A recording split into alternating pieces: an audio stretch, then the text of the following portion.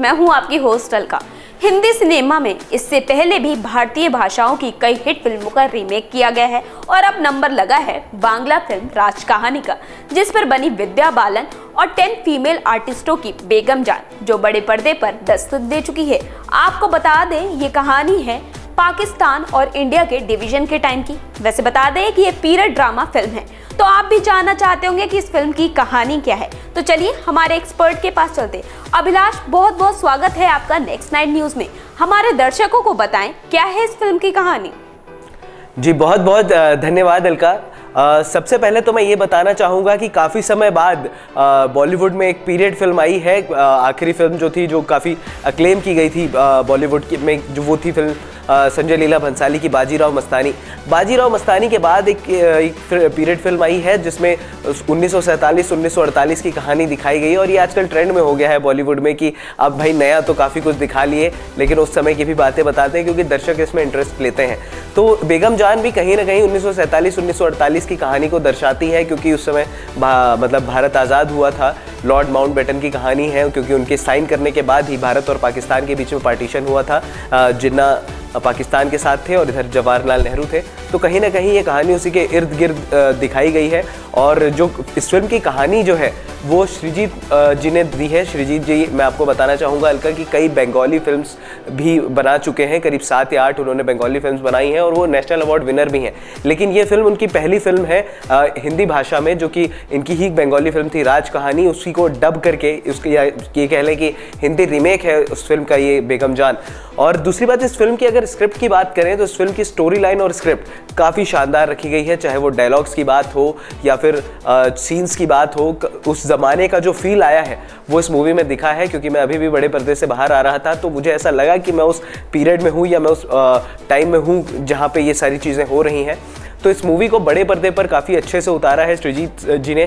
अब ये देखना दिलचस्प होगा कि इस फिल्म की कहानी दर्शकों को पसंद आती है या नहीं, क्योंकि हमारे जो बॉलीवुड की जो फिल्में होती हैं या दर्शकों की जो मानसिकता होती है वो ये होती है कि हमें एंटरटेनमेंट के पर्पज़ से फिल्म देखनी है। तो एंटरटेनमेंट के पर्पज़ से तो ये फिल्म है नहीं, क्योंकि इस फिल्म की जो स्टोरी है ये रियल लाइफ इंसिडेंट्स पे बेस्ड है। और मुझे ऐसा लगता है कि इस फिल्म की कहानी में काफ़ी कुछ दम है, क्योंकि बेगम जान का जो कैरेक्टर दिया गया है, विद्या बालन ने निभाया वो कैरेक्टर, उसको काफ़ी बखूबी ढंग से दिखाया गया है। क्योंकि जो तवायफों की जो एक कहानी दिखाई है वो हिंदुस्तान और पाकिस्तान के बीच में बंटवारा होता है और उस बीच में कुछ ज़मीन का विवाद फंसता है, और उसके बाद तवायफों को किस ढंग से परेशान किया जाता है ये इस फिल्म में दिखाया गया है। तो कुल मिला के इस फिल्म की कहानी में काफ़ी कुछ दम है, लेकिन एंटरटेनमेंट के नाम पर मूवी कहीं ना कहीं थोड़ी सी फीकी पड़ती हुई नजर आई। बहुत बहुत शुक्रिया अभिलाष, हमारे दर्शकों को फिल्म की कहानी बताने के लिए। श्रीजीत मुखर्जी की इस फिल्म में नसरुद्दीन शाह और चंकी पांडे को थोड़ा अलग कर दिया जाए तो महिला कलाकारों की पूरी फौज है इस फिल्म में। ज्यादातर फोकस उन्हीं पर किया गया है, क्योंकि ये फिल्म एक वुमेन ओरिएंटेड फिल्म है।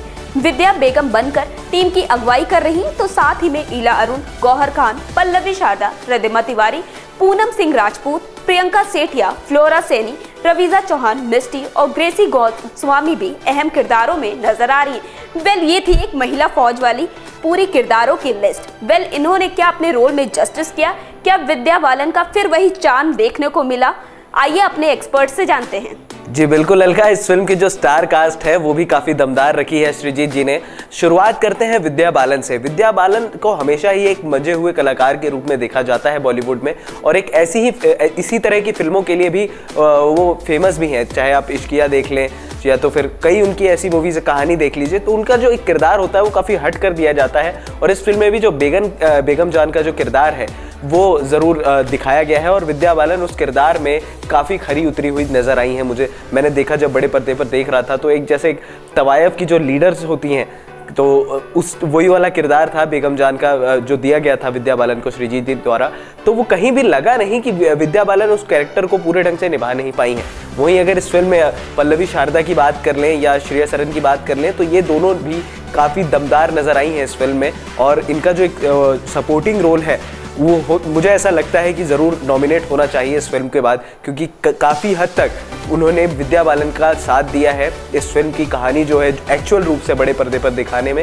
वहीं अगर इस फिल्म के मेल किरदारों की बात की जाए तो नसीरुद्दीन शाह तो हम सभी जानते हैं कि बॉलीवुड के कमाल एक्टर्स में गिने जाते हैं, तो एक बार फिर उन्होंने अपनी एक्टिंग का जौहर दिखाया है। आपको मैं बताना चाहूँगा अलका कि नसीरुद्दीन शाह जो है वो एक राजा का किरदार निभा रहे हैं, और एक राजा के किरदार को एक राजा पॉजिटिव भी सोचता है और निगेटिव भी सोचता है, तो वो चीज़ कहीं ना कहीं नसीरुद्दीन शाह ने दर्शा दी है। और चंकी पांडे का जो है वो एक हल्का सा विलन का किरदार है, उस विलन के किरदार में ज़रूर खरे उतरे हैं।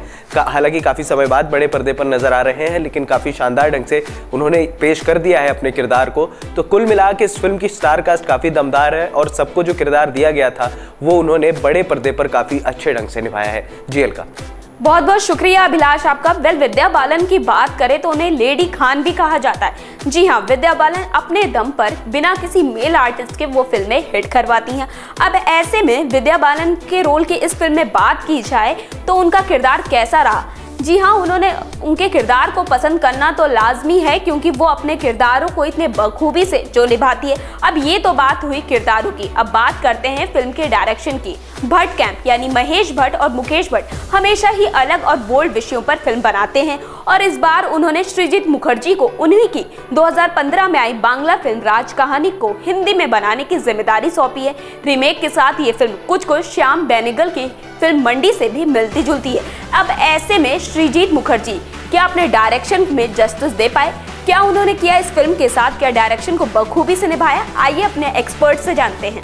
जी बिल्कुल अलका, इस फिल्म के डायरेक्शन की बात करें तो कहीं ना कहीं ये जो कहा जाता है, ये ऐसे कहते हैं एक्सपर्ट्स जो पुराने विशेषज्ञ हैं कि जब किसी फिल्म को या किसी फिल्म की स्टोरी लाइन को अगर दमदार बनाना है तो वो कहते हैं ना कि जो डायरेक्टर्स विज़न वो पब्लिक को समझ आना बहुत ज़रूरी है। तो जब मैं फिल्म देख रहा था तो जो सृजित मुखर्जी का जो एक विज़न था वो निकल कर सामने आया है, और दर्शकों को काफ़ी अच्छे से इस फिल्म का कंसेप्ट समझ में आया है।